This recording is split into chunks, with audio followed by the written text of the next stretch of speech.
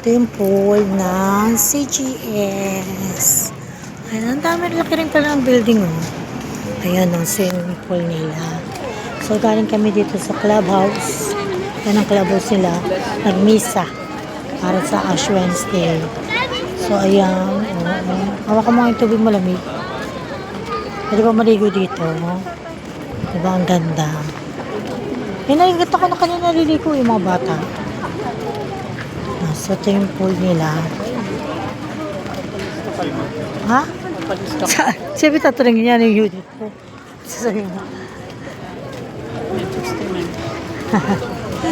So, ayan. Ang pool ng CGS. Ang dano. Saan? Ayun nga.